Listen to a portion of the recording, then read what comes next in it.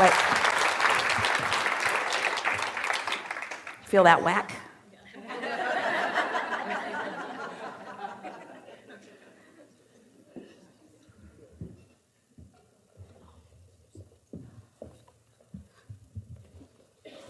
Good morning. It is. I'm very nervous. This is my first workshop. Yeah? All is well. How, you care about your teeth? I don't know. A little bit. Then we won't knock them out. So I've been listening to you via YouTube for about 4 months, watching past lectures. I have recently stepped away from my marriage, or am in the process of writing a new story with my future ex-husband. And I'm very nervous. I have to be alone and fearful for my children. Well, we appreciated your words about writing a new story as you continue to write the old one. Sweating. So the thing that you're going to want to focus on is not thinking about that so much. People often say, well, Abraham, I've decided that I'm going to leave this relationship. And they want us to agree that it's a good idea. And we say, well, we understand that there are things that are uncomfortable, and that's the reason that you're leaving. But you have to remember you're going to be taking yourself with you. And who you are inside that relationship is who you still are as you walk away from it. So everything's going to follow you wherever you are, as long as the reason that you're leaving is the most active part within you. And that's the thing that's so tricky about leaving a relationship. They say, well, don't you think I should leave? And we say, yeah, but now you got to get out of town too. and now you got to get off this planet, and now we don't know where to send you, because you will take yourself with you. And so our encouragement is that you try to be who you really want to be before you leave. Because if you can be who you really want to be before you leave, then everywhere you go, everything that you want will be there with you. So the reason that you're feeling afraid, the reason that you feel fearful or lonely for yourself and for your children, is because you're thinking thoughts in justification for the action that you've decided that the source within you is not in alignment with. And we're not talking about the behavior. We're not talking about whether you stay or whether you go. We're talking about the thoughts that you are thinking are not resonance with the thoughts that the source within you thinks about the same subject.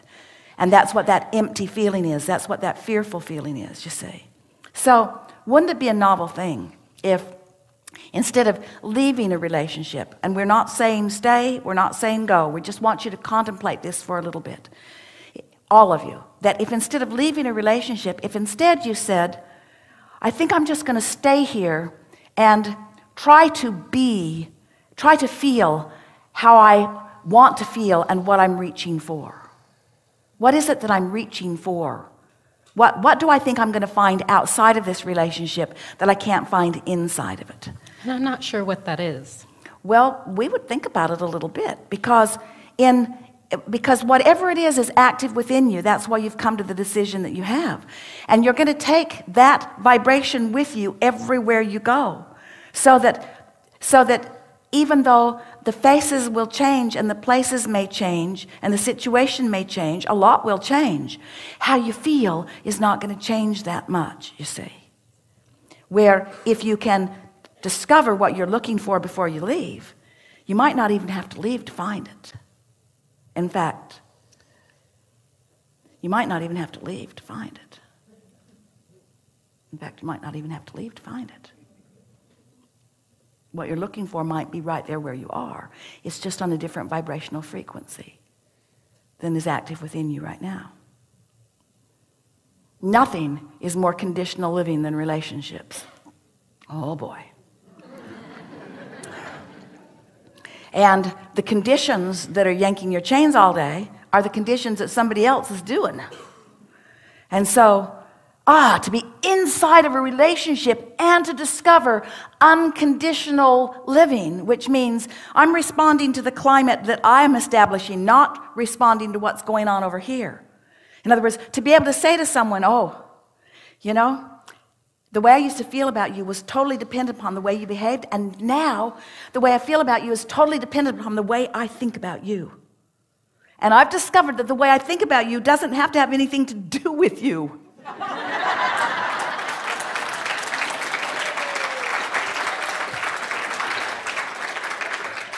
Which makes me a happy girl. Okay, can I ask? There's one component of our relationship that is missing for me, and that is an intimate connection with him.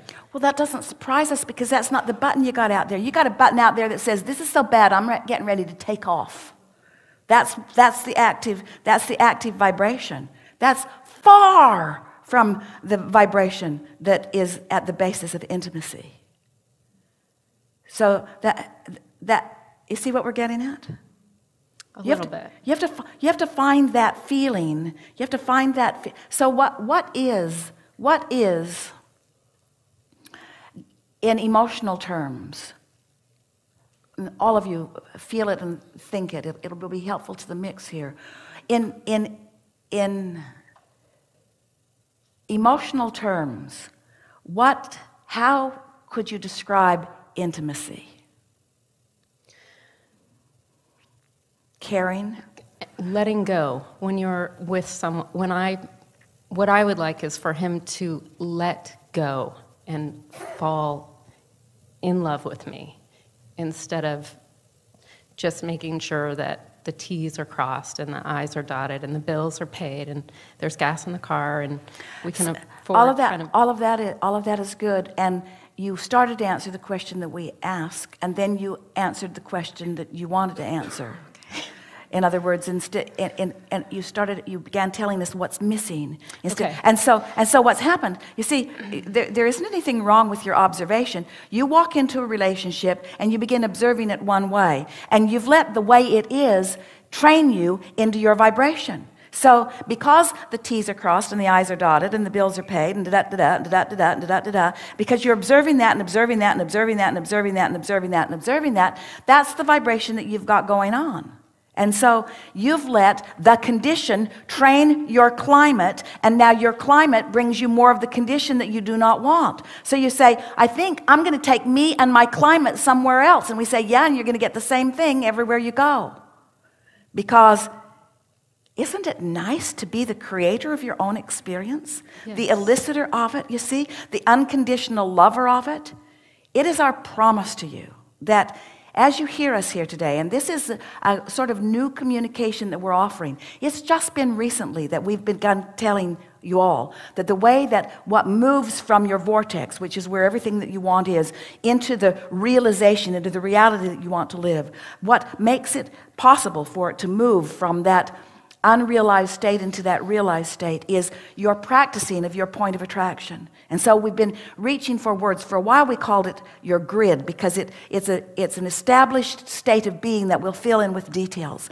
But grid sounds too rigid. It's a pliable, fluid, it's a climate, it's an environment, it's something that you create. And if you can hear us when we say to you, you have the ability to create this apart from what you're witnessing. Oh, if you can get that, in other words, that means if you don't have enough money and you can create an atmosphere where you feel prosperous apart from the reality that you're currently living, now your vibration is going to shift and the money will begin flowing in.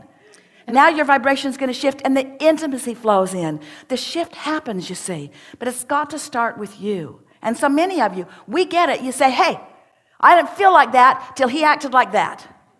He acted like that, and that's why I feel like this, so he needs to act different so I can feel different. And we say, conditional love will get you nowhere. You have to create the vibrational condition that allows you to receive from this person who we promised you has the ability to give you exactly what you want when the shift takes place within you.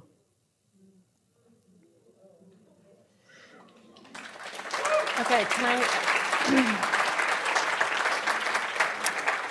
I do believe that I am a deliberate creator. I have created many things in my life that I love and continue to see that. And I feel very in alignment with certain pieces of my life. Yeah. Because there are a lot of things that you can observe, and when you observe them, it causes you to offer a vibration that brings you more of them.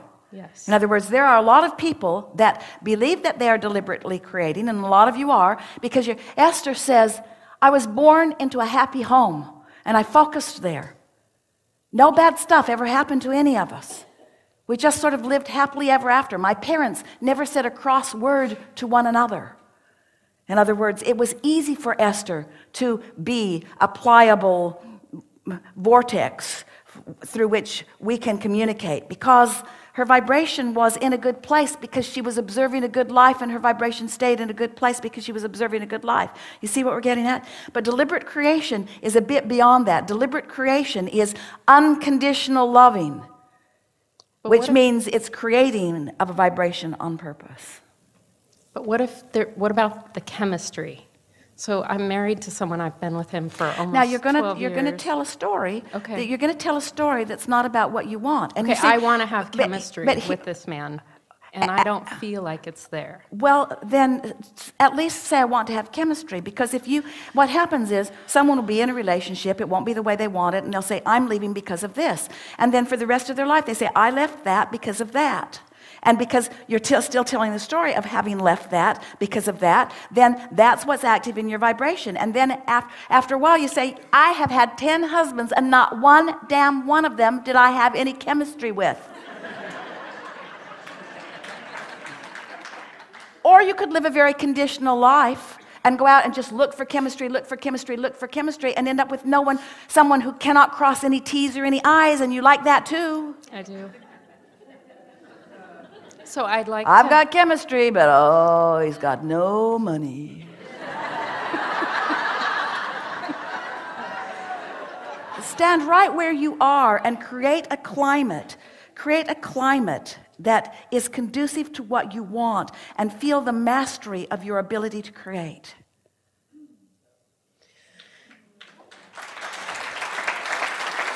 And we know you're stubborn, you all are to a certain extent. You want to say, this is what's going on, and we say, we know, and you've got to change. Why does it always have to be me that makes the vibrational adjustment?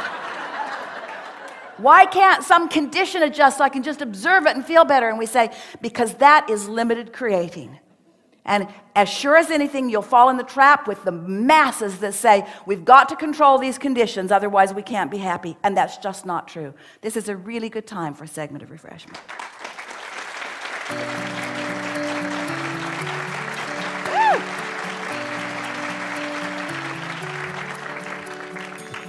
That was good.